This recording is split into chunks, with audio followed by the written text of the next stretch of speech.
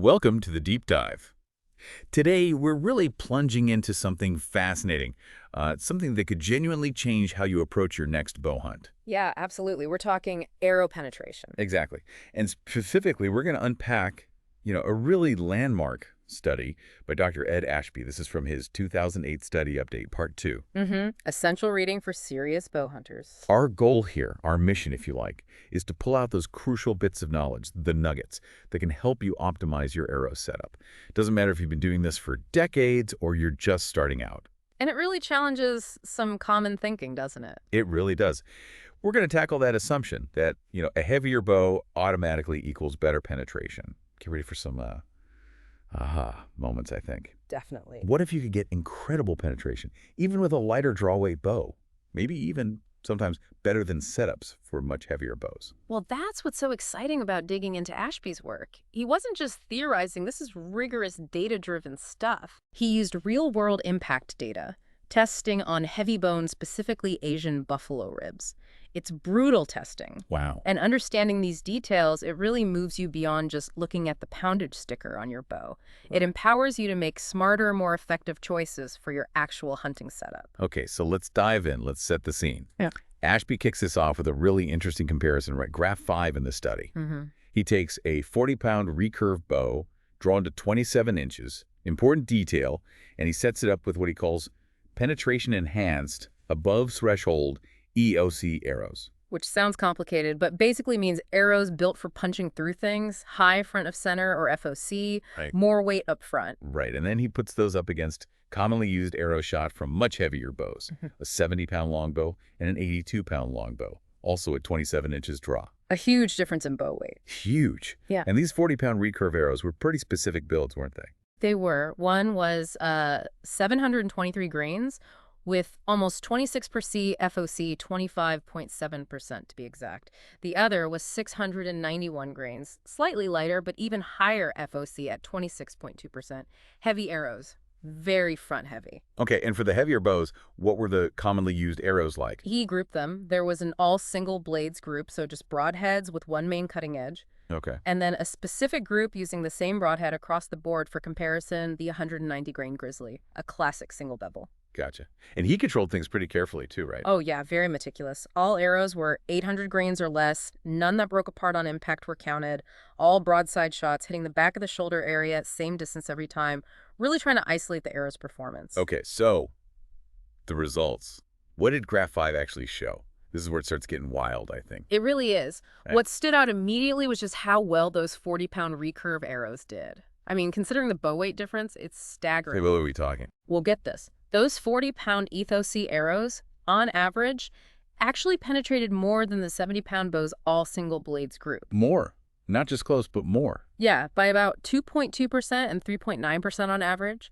And compared to the 82-pound bow's single blades, they got like a 96% to almost 98% as much penetration. That's incredible. From a bow nearly half the weight. Exactly. And even head-to-head with the same broadhead, the 190 Grizzly. The 40-pound arrows still held their own remarkably well against the heavy bows.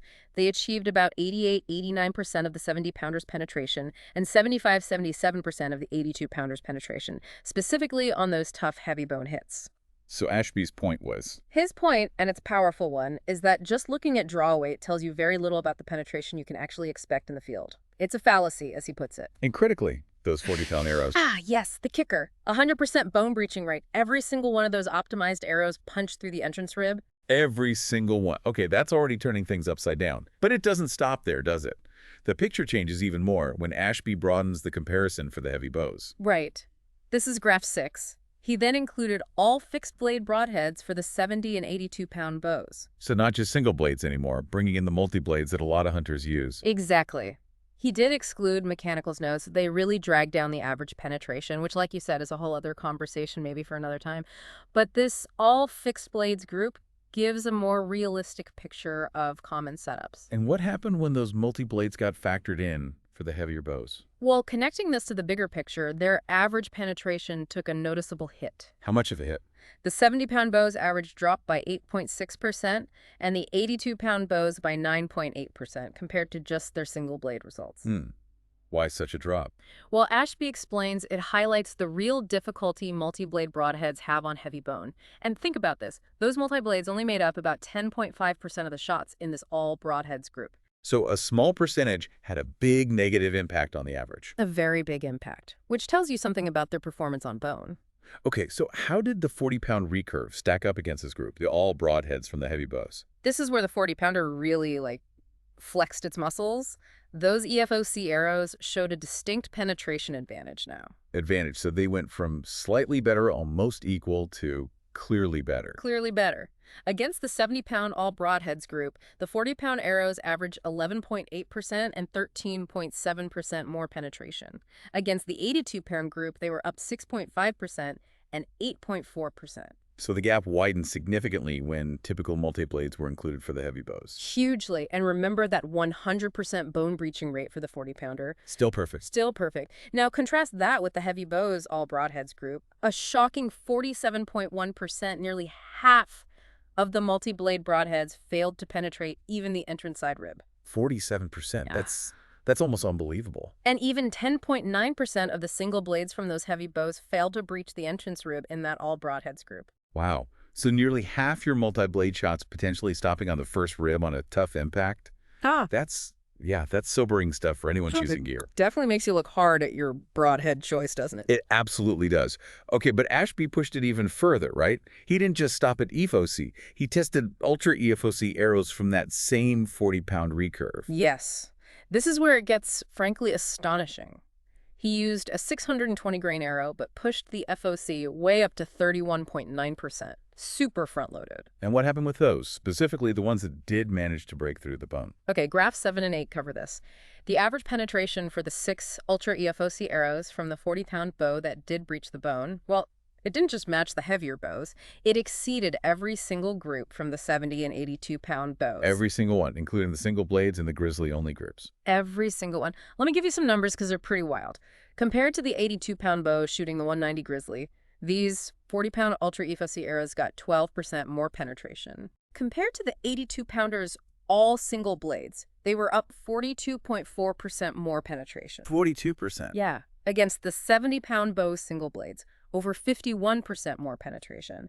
And against the 70-pounders grizzly group, 30% more. That's just mind-bending. Yeah. From a 40-pound bow. And then comparing them to the all broadheads groups from the heavy bows, graph 8, the 40-pound Ultra EFOC arrows showed 65.7% greater average penetration than the 70 hashtag group and 57.8% greater than the 82 tag group. Good grief. It completely flips the script on draw weight being the dominant factor, doesn't it? It screams that optimized arrow design, especially that extreme FOC, holds incredible power. Absolutely phenomenal. Ultra EFOC seems like the key. But there's always a but, isn't there? That amazing performance was only for the arrows that actually got through the bone. That's a crucial point. So what about the overall picture, the likely outcome, considering all the shots, including the ones stopped by the bone? This leads to the heavy bone threshold idea, right? Exactly.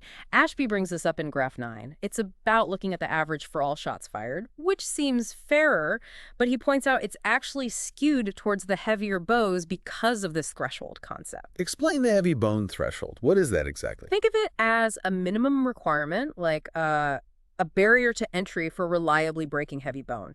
It's not just about FOC or sharpness. It's highly dependent on arrow mass. You need enough weight hitting that bone to ensure a breakthrough.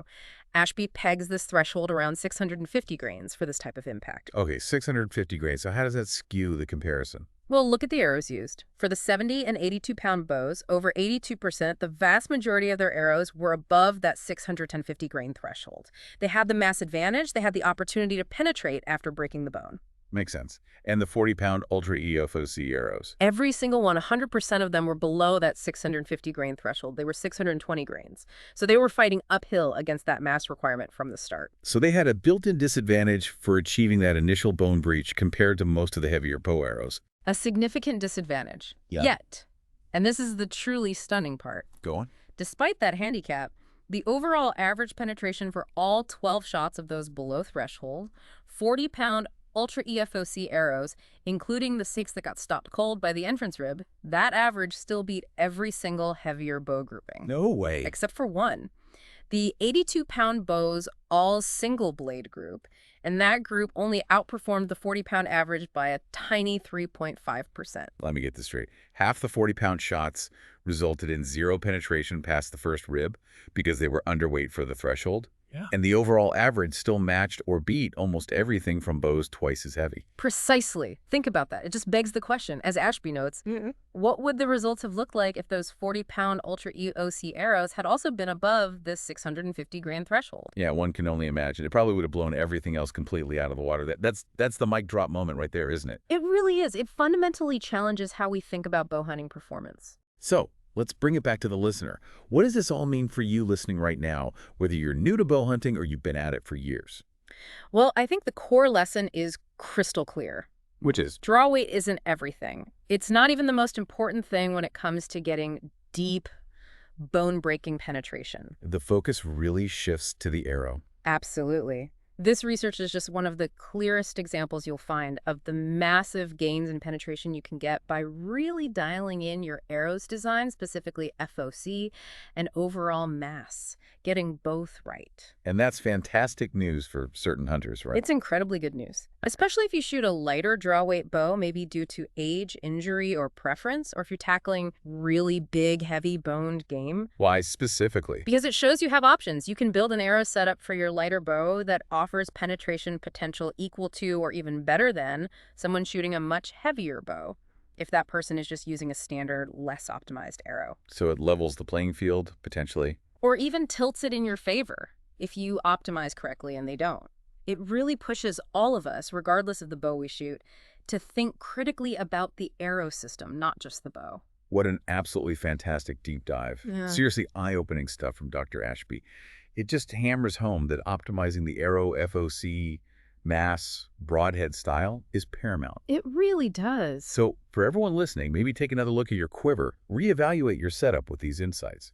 Are you optimized for penetration or just relying on poundage? And remember, this was just part 2 of his 2008 update. That's right, Ashby keeps going. In part 3, he digs even deeper into how impact force affects that threshold value and how FOC influences penetration after you break the bone. So, more layers to peel back. Always more to learn, which leads to a final thought, maybe. You know, in this world with so much information flying around, this research makes you ask, are we always focusing on the most impactful variables for our gear and strategies? Or are we sometimes stuck on old assumptions, like more draw weight is always better? A great question. So the question for you listening is, what part of your bow hunting setup are you now looking at differently? What are you curious to scrutinize and maybe optimize, knowing what we've discussed about these incredible dynamics of arrow penetration? Fantastic food for thought indeed. Well, thank you for joining us on this deep dive. We really hope this gives you some powerful new knowledge to take into the field. Hope so too. Until next time, keep exploring, keep learning, and make every single shot count.